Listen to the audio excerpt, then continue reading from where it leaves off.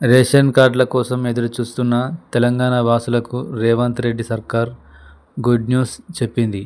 ఉగాది నాటి నుంచి కొత్త రేషన్ కార్డులు జారీ చేస్తామని ప్రకటించింది. ఆ క్రమంలో కొత్త రేషన్ కార్డు నమూనాను సీఎం రేవంత్ రెడ్డి మంగళవారం ఫైనల్ చేశారు. లేత నీలి రంగులో ఈ కొత్త రేషన్ కార్డును తయారు చేయాలని సీఎం రేవంత్ రెడ్డి ఉన్నతాధికారులను ఆదేశించారు.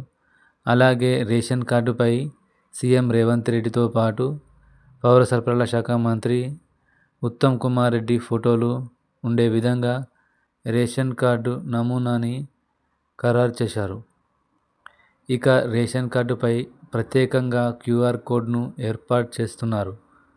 మరోవైపు ఇప్పటికే రేషన్ కార్డులు ఉన్న వారికి కూడా కొత్త రేషన్ కార్డులు జారీ చేయాలని ప్రభుత్వం కీలక నిర్ణయం తీసుకుంది.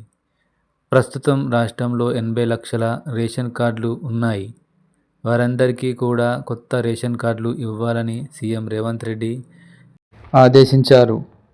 ఈ నేపథ్యంలో మార్చి 30వ తేదీ తెలుగు సంవత్సరాది ఉగాది. ఆ రోజున కొత్త రేషన్ కార్డుల జారీ ప్రక్రియకు సీఎం రేవంత్ రెడ్డి శ్రీకారం చుట్టనున్నారు.